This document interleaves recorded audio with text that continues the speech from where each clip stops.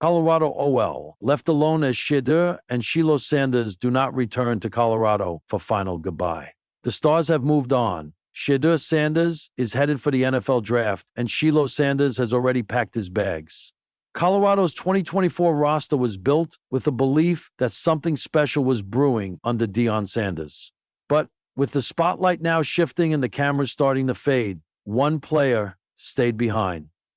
While the headlines chase the next big name, the foundation of what's next for Colorado might just be the one still standing quietly in the trenches.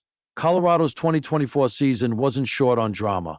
What started with bold declarations and ESPN cameras ended with a 9-4 record and no playoff appearances. Offensively, Shedeur Sanders lit it up, completing 74% of his passes for 4,134 yards and 37 touchdowns, while Colorado ranked among the top 30 teams nationally in total offense. There was even a budding rivalry beginning with Utah. But the cracks in the foundation showed early.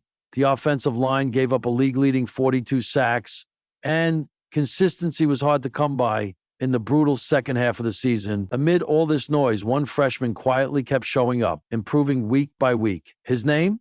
Jordan Seaton. Standing at 6'5" and 330 pounds, Jordan Seaton came to Boulder with more than just hype. He brought credentials. As a 5-star recruit out of IMG Academy, Seaton was the No. 1 ranked offensive lineman in the country and one of the crown jewels of Colorado's 2024 class. Even as the spotlight shifted elsewhere, the freshman lived up to his billing. He became the first true freshman starting tackle in school history, and across 579 pass-blocking snaps, he surrendered just 2 sacks, logging a 10-game streak without allowing one. That kind of production earned him first-team freshman All-America honors. At the Big 12 Media Days event, Seaton shed light on the intensity of his off-season work. It has upped my game a lot, from not being tired, from waking up feeling good, being in the best shape possible. There's no better feeling, he told Sports Illustrated, reflecting on an off-season transformation that saw him drop nearly 55 pounds. Built like a pro and grounded like a vet, Seaton isn't chasing those who left. He's becoming the reason others will stay. For players like Seaton, building a legacy isn't just about Saturdays in the fall, it's about what comes after. In an era where spotlight moments can fade fast, the athletes who leave a mark are the ones who pass something on. Across the college football landscape, a quiet movement has taken shape, one rooted in giving back, setting examples, and showing younger kids what the next level really looks like. Passing it down, the new age of player-led camps. The biggest lessons in football don't always happen under stadium lights. They take shape in quiet moments on hot turf, with kids watching and learning from someone who's been where they want to go. This summer, Jordan Seaton will be stepping into that role. On July 20, he will be organizing a free youth football camp for all positions. Seaton is planning to make it an annual event, but he is not the only star athlete taking up the reins of mentorship. Will Howard hasn't forgotten where it started. Now with the Pittsburgh Steelers, the former Kansas State and current Ohio State quarterback returned to Pickerington, Ohio this summer to host a free youth camp at his alma mater. The event brought out dozens of young players eager to learn from one of their hometown heroes. "I'm always going to have a home here," Howard told Yahoo Sports, reflecting on his deep roots in the community. In Alabama, Jalen Milroe spent his summer running a series of youth football camps, including a stop in Huntsville on July 11. Milroe was hands-on throughout, using the opportunity to give back and inspire the next generation one rep at a time. From Pickerington to Huntsville, these camps are more than off-season events. They're reminders that the next wave of leaders are already paying it forward.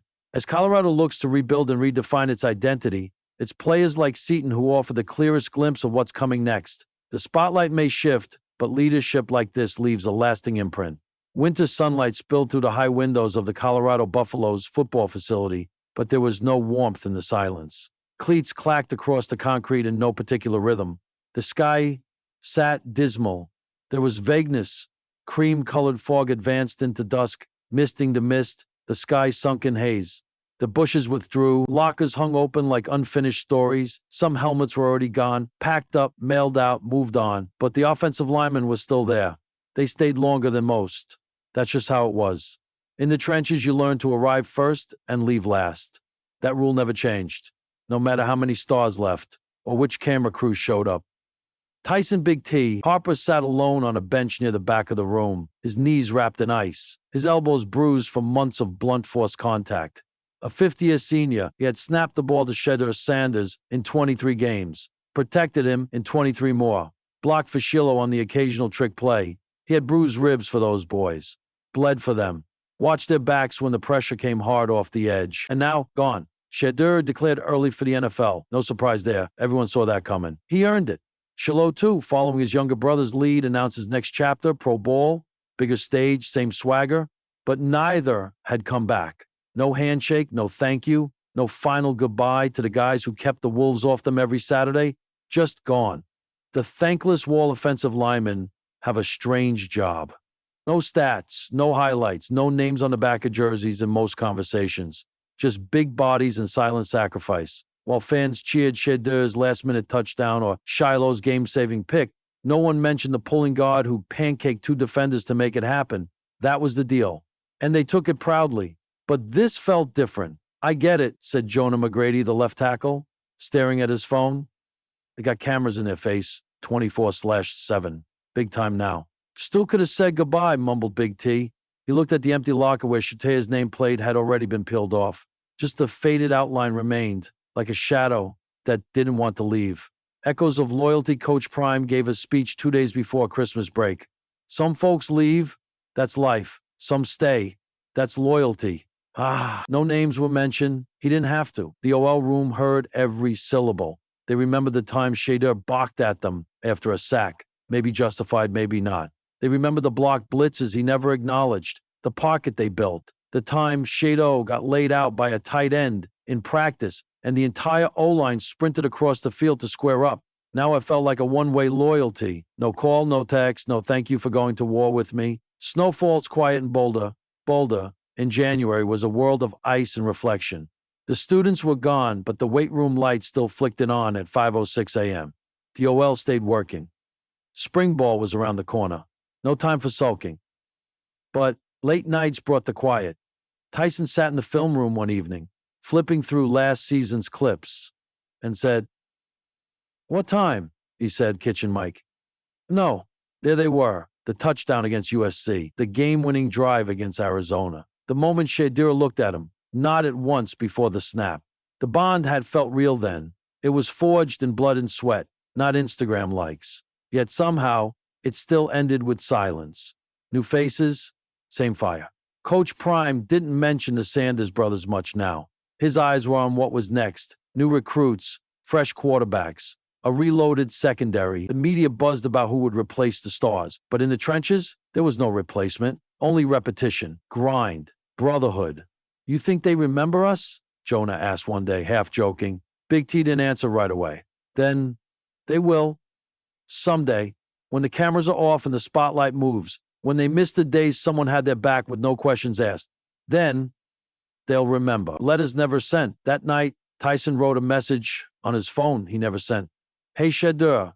No hate, man. Just, would have been cool to hear from you one last time. We fought together. We bled together. We covered your blind side every down. Not for clout. For you. Hope you kill it in the league. Just don't forget who kept the pocket clean.